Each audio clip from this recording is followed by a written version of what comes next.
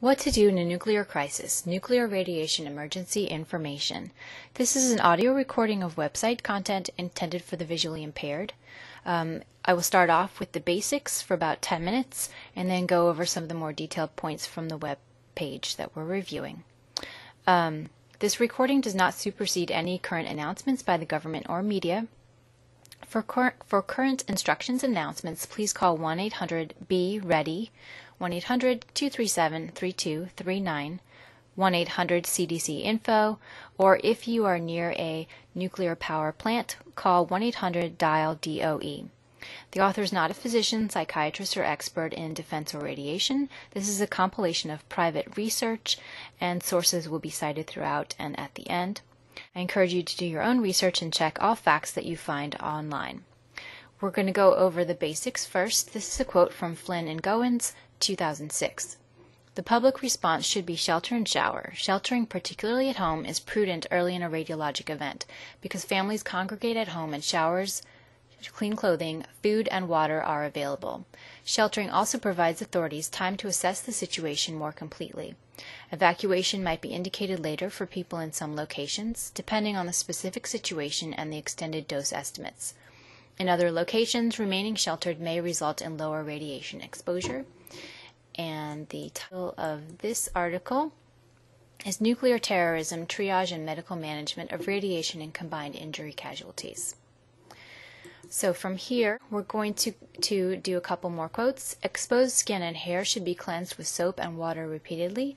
Udini, 2002. Removing clothing alone can decrease external radioactive contamination by 90%. Washing with soap and lukewarm or room temperature water is effective and removes another 90% of contamination. About 99% of the total is removed after both steps have been performed. Again, that's Flynn and Goins, 2006. The following information is a compilation of information from survival literature from a number of different sources, mainly peer-reviewed journal articles and government websites. If you are outside, cover your nose and mouth with a wet cloth and dust off any radioactive particles. Upon entering a shelter, clean and cover any wounds first to prevent cross-contamination. Shower and change into clean clothes in the foyer area if possible, or a shower if you need to walk through the house. Put the dirty clothes in a plastic bag. In general, shower and shelter until you hear otherwise. You should also wear a dust mask, cover your skin as well as possible with clean fabric, and consider protecting your eyes from particles in the air. From that point, you might consider collecting as much non-contaminated water as possible in clean containers. Choose the best room to shelter in, set up communication systems, arrange sanitary conditions, and organize your supplies and food. I would recommend that you print out select pages of survival guides, such as nuclear war survival skills, in case you lose power or access to the internet at a later time. This page is intended to summarize key points at a glance. It is a condensed summary of the main points of survival literature. It includes fact-checking references. The author is not a medical doctor or psychiatrist. Please consult with your physician or expert before attempting any medical or psychiatric treatment plan or operating heavy or dangerous equipment. Further information and sources can be found at ibiblio.org/rcip/nuclear.html. What we're going to do at this point, I'm going to go over some information in the first 10 minutes of this as follows. First, we'll go over survival guides, then first aid, shelter, supplies, water and food, and coping skills. There's also information about communication and sanitation. So first of all, I would suggest that you download a survival manual. There are several that are free, available on the internet. Nuclear War Survival Skills is available on website format, or else you can download a 27 megabyte PDF. The best, I would start off with Chapter 5, Shelter, 8, Water, 9, Food, 13, First Aid. You can also see nuclear detonation preparedness, communicating the immediate aftermath. That is from the U.S. Department of Health and Human Services. FEMA Nuclear War Survival, 1985. Planning guidance for response to a nuclear detonation from FEMA, linked into FEMA's website. Or there's also a KI4U guide on nuclear accident preparation. I'm sure there are others. I would definitely download and print off whatever you can. So from here, we're going to go to first aid. I'll start off with burns. You want to, most research consistently advises to cover burns with a clean, sterile, non-adherent dressing, as in not adhering to the burn, to protect the burn from the air and germs. Other research recommends dry dressings, and this is probably to prevent the application of butter, oil, cucumber juice, or other salves or contaminants to burns. That increases the infection risk. Do not apply salves. The main goal is to prevent infection and protect the burn from the air, which actually makes it less painful if you protect it from the air. Infections are a major cause of mortality because of immunosuppressive effects. You do want to also pay attention to how you're positioning the victim in terms of airway, breathing, and circulation. Also keep in mind that anytime you're cooling a wound, you're also cooling the entire patient. You want to maintain the patient's temperature, elevate burned extremities. Covering wounds improves the pain. Sterile dressings are preferred. If somebody's going to go to the hospital, make it a simple dressing so that they can see the wound. And again, clean, dry dressings, no wet dressings, and that is according to Advanced Burn Life Support, which is cited on the government website, REMM, and also from that same Flynn and Goins article also deals with that same information. So I have actually triple checked all of this information on burns in case you are concerned. You should consult your physician. Next from here, clean and cover wounds. Cover the wounds before you shower to prevent cross-contamination. The main medications are potassium iodide, DTPA, Prussian blue, and Neupogen. I'm sure there are others. You can also put a hand-sized patch of potassium iodide on the abdomen. 8 milliliters or 4 by 8 inch patch of 2% tincture topical iodine. This technique resulted in 82% reduction of the uptake by the thyroid gland. So basically you're filling your thyroid gland with non-radioactive iodine so that there's no room for the radioactive iodine to be absorbed. Do not ever ingest or swallow topical iodine solutions. You can see research by Ken Miller, the Hershey Medical Center. If you want more information about that, there was an article on Science News, and there's also an article on the Health Physics Journal. So from here, there's also a number of homeopathic remedies. I will come back to that afterwards. I want to touch on the basics in the first maybe 15 minutes of this recording. In fact, I think what I will do is do recording part 1 and recording part 2. The next thing we're going to go over is shelter. The best place in the building is in a centrally located room in the middle or basement with few windows. Sometimes after the initial event, you may want to avoid places where fallout has settled, like the roof or the basement. So after a while has passed, do not go outside unless a trusted media source tells you to. Make sure that whatever media source you're listening to is the one you think you're listening to. So double check if somebody tells you go outside. Check on that. Evacuation might be recommended later. You can find evacuation information from media sources. Best types of buildings are houses with basements, multi-story structures, closed parking garages, and tunnels. And if you do need to evacuate, turn everything off and lock it up, including the furnace, and assist the elderly and disabled. If you are near the blast when it occurs, turn away, cover your eyes, drop to the ground face down, and place your hands under your body. Remain flat until 2 shock waves pass. If you are outside, find something to cover your mouth. Remove any dust from your clothes while covering your mouth and nose, and then shower and shelter. From here, we'll go over the basics of supplies, so radiation and water. Don't drink from open water sources, obviously. Water coming from pipes underground, according to some researchers, during the first few hours may be safe if the pipes have not been contaminated.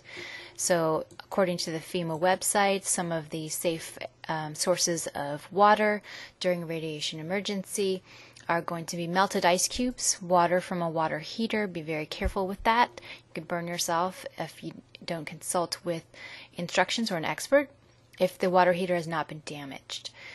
Liquids from canned goods, water drained from pipes. Unsafe sources would be radiators, hot water boilers, water beds, water from the toilet tank or flush tank, swimming pools and spas because of the chemicals. So those last ones were unsafe, and the safe ones were ice cubes, water heaters, canned goods, and pipes. There's some disagreement over toilet tank water. Most government websites do not approve of it as a safe water source, and most survival websites encourage people to use it. So you would have to use your best judgment in that respect. Of course, you would want to sanitize or purify any water that you do collect, boil for 3 to 5 minutes, or distill the water, meaning collect the condensation and transform it back into water. And you can also add 4 drops of household bleach, 5.25 sodium hypochlorite per quart. Do not use bleaches that are scented or color safe. In terms of radiation removal, the main ways to remove radiation from water are reverse osmosis, activated carbon and ion exchange, lime softening, distillation, and filtration through carbon and soil. What we're going to focus on right now is what you can do at home or wherever you happen to be when the emergency should strike, and the most often mentioned way is distillation. So distillation may remove some radiation from water, according to the Department of Energy. It's probably the most efficient way to remove radiation from water without using special equipment. You do need a pot and a bowl and fire. Basically, you get a large pot and put a small rack inside on the bottom. You put a bowl on top of the rack. You fill the bottom of the pot with water. You put the pot lid on upside down with the knob in the middle so that any condensation drips into the middle of the bowl. You put ice cubes on top of the upside down lid to create a hot-cold barrier, and then you boil the water and wait for the condensation to accumulate. You make sure it's cooled before handling or before drinking, obviously.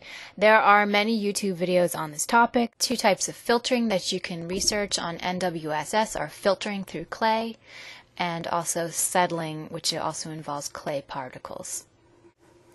Very quickly, for filtering, you would basically make a terrarium structure from the top layer downwards: water, porous fabric, 6 to 7 inches of clay soil, layer fabric, 1.5 inches of pebbles, and then prop the container up with sticks and then catch the filtered water underneath. And those are, of course, non-guaranteed improvised methods that you can try at home, but they're not guaranteed to remove radiation from water. In terms of food, do not eat anything that has been exposed to radioactive fallout. Make sure it's sealed and covered. If you have cans, keep them covered so that fallout does not touch the metal and make the metal radioactive. Avoid foods with high salt content, dairy products, bones, and seafood. Best choices might be soups, vegetables, and fruits. If in terms of out-of-doors foods, underground tubers, underground vegetables are safest. In animals who have been exposed, avoid the thyroid gland, liver, and kidneys. That is, you can find more information on that from the SAS Survival Handbook by John Wiseman. So next we're going to move on to counseling and coping skills. It's very important that you understand what PTSD is.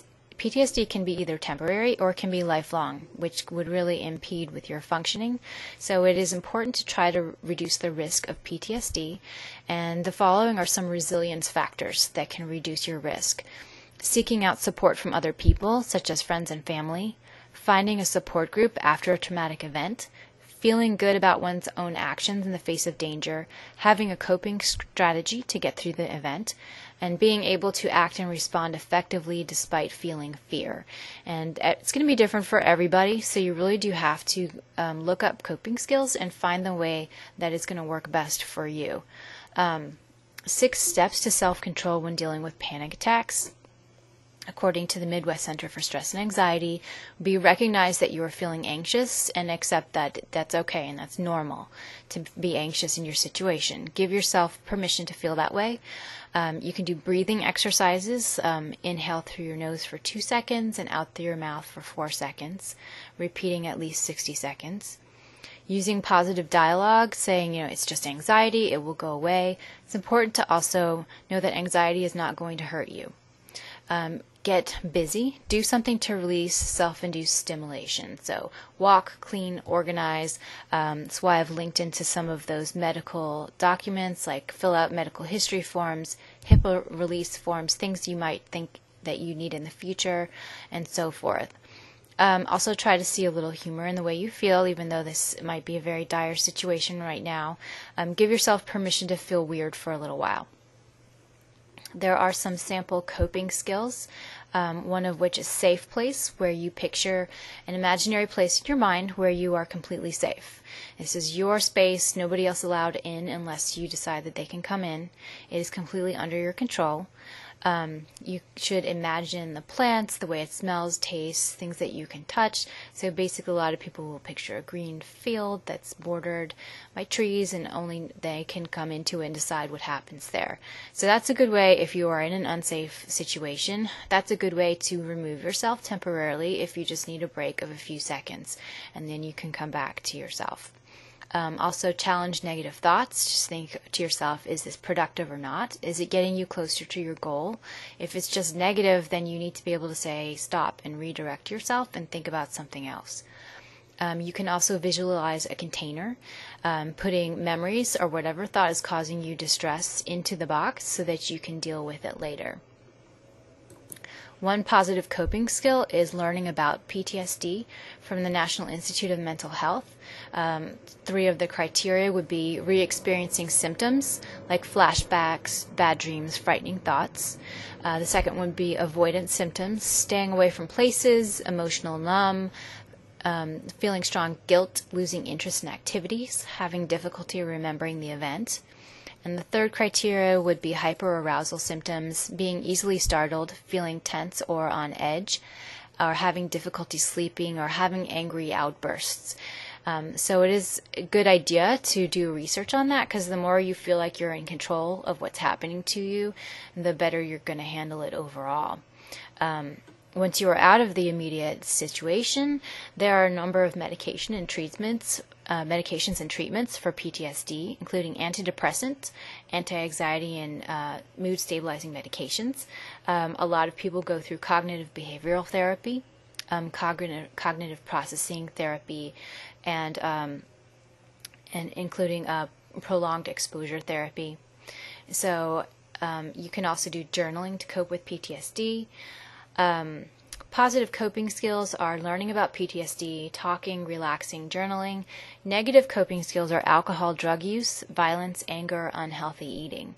So you should look up coping skills because it's going to be different for everyone. Some people cannot stand or tolerate certain coping skills, and they can handle other ones much better. So you're going to have to do a little hunting around. And that is, of course, just a Band-Aid. You will want to seek therapy at a later time.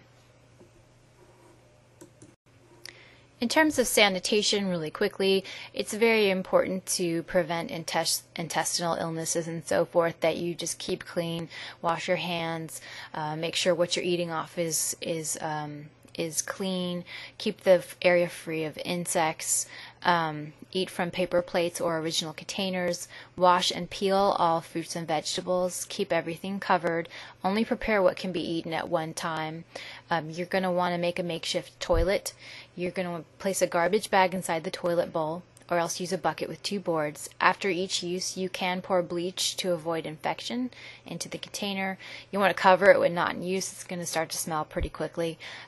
Dispose of the waste in a pit away from any water supply, or wrap it in newspapers and store in a large can with tight-fitting lids and place that outside. Disinfectants can include 1 part chlorine bleach to 10 parts water. And that's kind of common sense in terms of sanitation. So just to recap, you want to shower and shelter until you're told otherwise. Keep an eye on whether you are near a nuclear power plant or not when making that call if you don't have access to the media.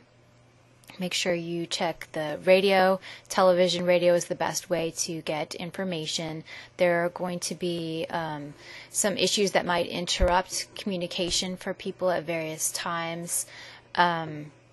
electromagnetic pulses may damage equipment and so forth, so you want to do the best that you can with that. A lot of people will use Skype and whistlephone.com to communicate with each other if you are able to access wireless. There are also highway advisory radio stations, and you can check on various websites. There are several directories that list them to find out which radio station is your local emergency radio station. And so from here, what I'm going to do is go over my sources. I have a variety of emergency forums, LinkedIn, information for professionals in the field, information for medical professionals, and also research on nuclear radiation and effects.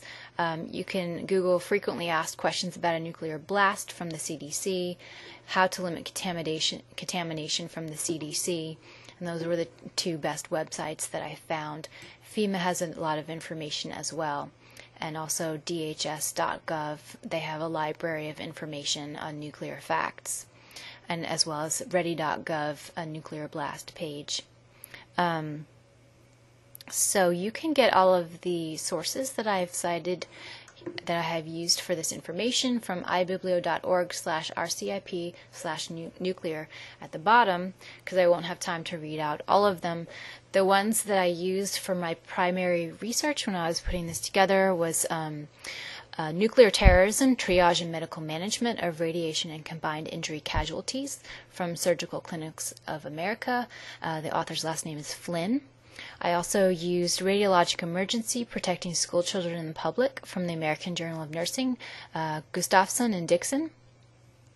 Likewise, I used Medical Treatment of Radiological Casualties, Current Concepts from the Annals of Emergency Medicine, Gonig and Hatchett, Mettler, Schumacher, Noji, and Jarrett, and Goins. And likewise, Ken Miller, Effectiveness in Skin Absorption of Tincture of Eye in Blocking Radioiodine from the Human Thyroid Gland, Health Physics. And I actually exchanged an email with him at one point, a couple years ago.